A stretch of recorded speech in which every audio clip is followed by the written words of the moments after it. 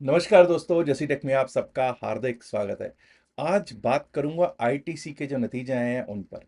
कैसे रहे हैं नतीजे, क्या एक्सपेक्टेशंस थी मार्केट की और नतीजे क्या उससे बेहतर आए, और किस तरह से कोई गवर्नमेंट की पॉलिसी, कोई एक्साइज ड्यूटी, कोई एक्साइज टैक्स किस तरह से किसी अच्छे भले नतीजे का, जिसको कहते हैं ना, बाजा बजा सकता है। उस पर हम चर्चा करेंगे। लेकिन दोस्तों, मुझे मालूम है कई लोग आज हैरान होंगे कि जसबीर भाई, तुम तो वही हो ना जो कभी ऐसे स्टॉक्स के बारे में बात नहीं करते थे जिसमें टबैको होता था, जिसमें कोई अल्कोहल लिकर से रिलेटेड स्टॉक्स होते थे। देखिए, मैं आज भी वही हूँ। मैं किसी भी ऐसी चीज को प्रमोट नहीं करता हूँ। मैं खुद भी टी टोटलर हूँ, प्योर वेजिटेरियन रहा हूँ सिंस बर्थ। तो भाई, कोशिश ऐसी ही रहती है कि किसी ऐसी चीज को प्रमोट ना किया जाए। अब कई लोग कहते हैं प्रमोट थोड़ी कर रहा है, जब उसका नाम भी ले रहा हूं तो शायद कहीं ना कहीं उसका प्रमोशन होता है। ये मेरा अब तक का मानना रहा है। लेकिन आईटीसी को हम नकार नहीं सकते। क्यों नहीं नकार सकते? एक तो एफएमसीजी सेक्टर का ये स्टॉक है, और सबसे ऊपर सबसे ज्यादा वेटेज वाला निफ्टी 50 में स्टॉक है। ये टॉप 10-12 जो स्टॉक्स हैं निफ्टी 50 के, उनमें भी ये टॉप 10वें 11वें नंबर पे ये आता ही है। लगभग लगभग 2%, 2-2.25% के करीब इसका वेटेज बनता है निफ्टी 50 में। अच्छा खासा वेटेज है 2-2.25% किसी स्टॉक का। हैवी वेट है। हाँ, अगर बात करूं, ठीक है, इसका सिगरेट्स एक पार्ट है, लेकिन अदरवाइज इसमें काफी कुछ और भी है। अभी हम चर्चा उस पर भी करेंगे, क्योंकि बहुत लोगों को तो पता ही नहीं है कि आईटीसी और क्या क्या करता है। हाँ, और भी कुछ स्टॉक्स हैं, जैसे आईटीसी से नेक्स्ट कौन सा आता है? Hindustan Unilever limited, HUL।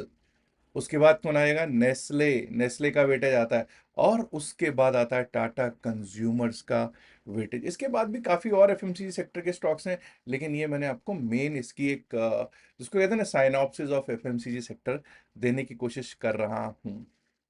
चलिए, पहले तो यही अंडरस्टैंड कर लेते हैं कि आईटीसी के काम क्या क्या है, बिजनेस ग्रुप्स क्या कंप्राइज करते हैं। तो सबसे पहले तो भाई सिगरेट्स का ही पार्ट है, जिससे कि लोग जानते हैं इसको। सिगरेट्स एंड सिगार्स जो हैं वो हैं इनके। और उसके बाद अगर आप देखेंगे तो आपको पता चलेगा, जब आप अदर्स में देखते हैं तो आपको पता चलेगा कि branded packaged food items, food businesses, staples and meals, snacks, dairy and beverages, biscuits, बहुत सारे बिस्किट्स हैं जो आईटीसी बनाती है। केक्स भी बनाती है, चॉकलेट्स, कॉफी, कन्फेक्शनरी। खैर, आईटीसी वालों की कॉफी तो मैं भी पी रहा था कुछ समय से, लेकिन हाँ, वो मतलब उससे मेरा पेट थोड़ा गड़बड़ हो गया, इसलिए आजकल बंद कर दिए। Education and stationery products, notebooks पे भी मैंने देखा आईटीसी का लोगो लगा हुआ। पर्सनल केयर प्रोडक्ट्स, कोई क्रीम में है, कोई साबुन है, कोई तेल है, वो भी सब बनाते हैं। सेफ्टी मैचेस एंड अगरबत्तीज भी आईटीसी की बनती हैं। और फूड बिजनेसेस में अगर बात करें तो एक आटा आता है जो प्रमुख, मतलब बहुत अच्छा बिकता है, आशीर्वाद आटा, वो भी आईटीसी का ही प्रोडक्ट है। Paper boards, paper and packaging में भी ये शामिल हैं। यहाँ पर अगर आप देखोगे तो paper including speciality paper and packaging include flexibles. Agri business भी है इनका, agri commodity such as wheat, rice, spices, coffee, soya, leaf, tobacco. और दोस्तों, होटल भी है, आईटीसी ग्रैंड होटल मुंबई। और फ्रेश फूड भी इन्हीं का ही ब्रांड है दोस्तों। चलिए जरा देखते हैं, अंडरस्टैंड करते हैं कि कैसे रहे हैं नतीजे हमारे आईटीसी लिमिटेड के। ITC enduring value, and this is the statement of unaudited standalone financial results for the quarter ended 30th जून 2026। सबसे पहले तो ग्रॉस रेवेन्यू या रेवेन्यू की बात करते हैं। भाई, रेवेन्यू कैसा है? अगर मैं रेवेन्यू की बात करूं तो आपको क्या दिखाई दे रहा है कि इस क्वार्टर में जो जो एंड हुआ है 30 जून को, उसमें 26,794, 26, सीधा रेवेन्यू फ्रॉम ऑपरेशंस की बात करते हैं, 26,943.23, 26,943। या टोटल इनकम पे आ जाए 27,588।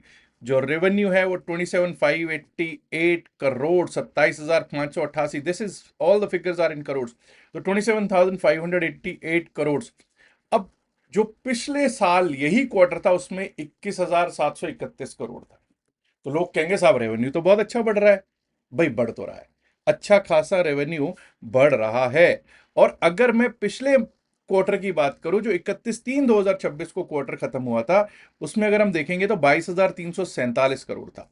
तो उससे भी बहुत अच्छा लग रहा है। लेकिन लेकिन दोस्तों, ये ऐसा क्यों लग रहा है? पहले तो ये समझ लीजिए, जो रेवेन्यू फ्रॉम ऑपरेशंस है, ईयर ऑन ईयर मुझे लगता है 28%, 28% ईयर ऑन ईयर होगा। और 28% ईयर ऑन ईयर, और लगभग लगभग 25 सवा 25% के करीब क्वार्टर ऑन क्वार्टर इंक्रीज हो रहा है रेवेन्यू। क्या ये अच्छी बात है? भाई अच्छी बात तो है, अच्छी बात तो इसमें कोई दिक्कत नहीं है ही। लेकिन ये क्यों ऐसा हुआ? Due to the price hikes, due to the price hikes हैं। प्राइस हाइक कर दोगे तो भैया, जब बिकवाली हो, जब बेचोगे माल तो ज्यादा दाम पे बेचोगे, ज्यादा दाम पे बेचोगे तो रेवेन्यू तो आएगा ही आएगा। जरा एक्सपेंसेस को भी देख लेते हैं। एक्सपेंसेस की जब हम बात करते हैं तो एक्सपेंसेस भी बढ़े हुए दिख रहे हैं। पिछले साल इसी कोरस्पॉन्डिंग क्वार्टर जो 30 जून 2025 पे हुआ था, वहां सिर्फ 15,188 करोड़ था एक्सपेंसेस। और इस बार देखिए साहब, 22,829 करोड़, 22,829 करोड़। पिछले क्वार्टर में जो 31 मार्च 2026 को हुआ, उसमें सिर्फ हुआ ये 15,655 करोड़, यानी कि एक्सपेंसेस बहुत ज्यादा बढ़ गए हैं। तो ये भी कारण हमें पता चलना चाहिए क्यों एक्सपेंसेस बढ़ गए। कॉस्ट ऑफ मटेरियल कंज्यूम्ड में कोई ऐसा चक्कर नहीं दिख रहा। Purchase of stock in trade में कुछ ऐसी दिक्कत ज्यादा बड़ी दिख नहीं रही है। तो दिक्कत कहां दिख रही है? दिक्कत दिख रही है साहब एक्साइज ड्यूटी में। क्या हो गया एक्साइज ड्यूटी में? चेक कीजिए साहब, एक्साइज ड्यूटी में क्या हुआ। 10,035 करोड़, 10,035 करोड़, विजाविज जो पिछला क्वार्टर था, जो पिछले साल का यही क्वार्टर था, उसमें सिर्फ 1,300 करोड़। आप हिसाब लगाइए कितना फर्क है। एक पॉलिसी, एक एक्साइज ड्यूटी, एक एक्साइज पॉलिसी। और इवन लास्ट क्वार्टर जो था, जो एंड हुआ था 31 मार्च को, उसमें भी 5,644 था। यहां पर सारा खेल है साहब, सारे का सारा खेल यहां पर हो गया है। एक्साइज ड्यूटी ने कर दिया है सारे का सारा खेल, और उसी कारण एक्सपेंसेस बढ़ते हुए दिखाई दे रहे हैं। एक्सपेंसेस बढ़े होंगे तो क्या प्रॉफिटेबिलिटी पे अंतर नहीं पड़ा होगा? चेक करते हैं कि क्या हुआ है प्रॉफिटेबिलिटी पर। अगर मैं प्रॉफिट की बात करूं तो प्रॉफिट फॉर द पीरियड, आप यही देख लीजिए कि लास्ट ईयर जो क्वार्टर था उसमें कितना था। लास्ट ईयर जो था, वहां पर हमको 4,910 करोड़ का इसी क्वार्टर का आपको दिखाई दे रहा था, 4,910 करोड़। लेकिन इस बार घट गया है 3,578 करोड़ केवल। तो प्रॉफिट फॉर द पीरियड कम होता हुआ दिखाई दे रहा है।